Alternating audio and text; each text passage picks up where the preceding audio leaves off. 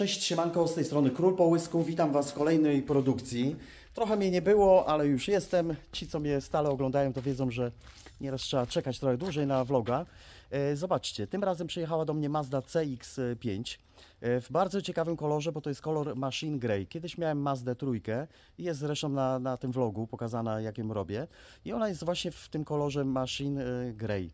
To jest lakier trójwarstwowy, on bardzo fajnie się zachowuje w słońcu, w cieniu. Wydobywają się różnego rodzaju refleksy na tym lakierze. On potrafi być dosłownie jak rtęć. Taki cały jakby w lustrze był pokryty. Potrafi być zielonkawy, niebieskawy, brązowawy, szarawy. Także cały spektrum, cała paleta odcieni. No i wzbudza takie zainteresowanie. Jak jest dobrze zrobiony ten lakier i jest odpowiednio pielęgnowany, to jest świetny i bardzo, bardzo atrakcyjny. Przednia kamera. Idziemy naokoło samochodu, pokażę, w jakim stanie przyjechał ten samochód. No i trzeba zabierać się za pracę, bo samochód ogromny, a czasu jak zwykle niewiele na zrobienie. Słońce ładnie świeci, to nam pokaże pewnie. Trudny lakier do pokazania w kamerze, ale myślę, że się uda pokazać. Zobaczcie, praktycznie cała maska jest pokryta w takich mikro zarysowaniach. To są już bardziej takie średnie, bym powiedział. Takie rysy pielęgnacyjne, tak zwane swirle. Praktycznie cała maska jest pokryta w tego typu defektach. Tutaj mamy wgniotę, to tutaj sobie właściciel już jakby to zrobi. O, zobaczcie. Są też gdzieś tam takie grubsze, tutaj gdzieś idzie taka, gdzieś w tym miejscu musiałbym zobaczyć. Grubsza taka rysa i tych rys pojawia się tutaj trochę, takich grubszych. Natomiast maska właśnie tak w ten sposób wygląda. Teraz kolejno, jakbyśmy sobie przeszli na błotnik, to zobaczcie. No, słońce świeci, nie wiem czy to będzie widać, czy to się nagra, no, ale też jest mnóstwo takich drobnych mikrozarysowań. Zobaczcie, słupek to samo. Tutaj piano, no to nie ma się co dziwić, też jest całe jakby porysowane. Zobaczcie, koła. Oczywiście brudne, nadkola, zobaczcie jak wyglądają w błocie, zakurzone. O, zobaczcie, tworzywa całe jakby przykurzone, całe. Też trzeba będzie je natrzeć jakimś fajnym preparatem, oczywiście wcześniej wyczyścić. Zobaczcie bok, o, jakieś pozostałości po wodzie, mnóstwo jest kropek z wody, takich tak zwanych water spotów. Idziemy sobie dalej, o zobaczcie. Za mną kogut pieje. Pewnie się też nagra. O, zobaczcie. Tutaj słońce już tak troszeczkę mniej świeci. Trudny lakier w ogóle, żeby pokazać, bo on jest tak jakby przez słońce rozświetlany i trudny lakier do pokazania w kamerze. O, tutaj są jakieś, to są jakieś takie pozostałości po wodzie. No, zobaczcie. Tutaj z tyłu. O. Tutaj też zobaczcie. O. Koła. Nadkola. Tutaj gdzieś jest taka. Później Wam pokażę w lampie inspekcyjnej. Ale zobaczcie, o, jest sznyta taka długa, taka po prostu. Ja będę się starał ją zabliźnić, aczkolwiek nie będę jej w całości wycinał, bo lakieru na Mazdzie, jak wiecie, jest bardzo, bardzo mało. I tutaj trzeba trochę estetykę poprawić, żeby to się tak w oczy nie rzucało. Ale rysa pewnie tam gdzieś w strukturze lakieru zostanie. Chociaż może się uda wyciąć, zobaczymy. No nie będę się starał za wszelką cenę gdzieś tam atakować i wycinać dużej ilości lakieru. Tutaj jest cień po tej stronie. To też nie widać tak za bardzo. Tutaj te elementy chromowane też trzeba będzie ładnie wyczyścić je. Natrzeć odpowiednią pastą, żeby to ładnie wydobyć, tą głębię taką lustrzaną.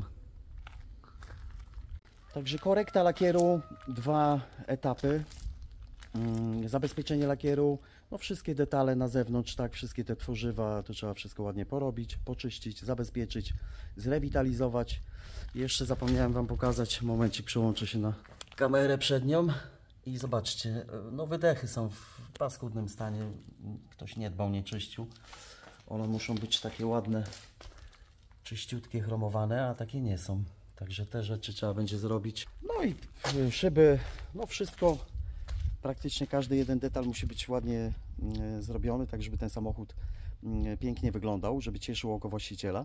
Natomiast główną taką jakby przesłanką do zrobienia tego samochodu była korekta lakieru, czyli pozbycie się tych mikrozarysowań,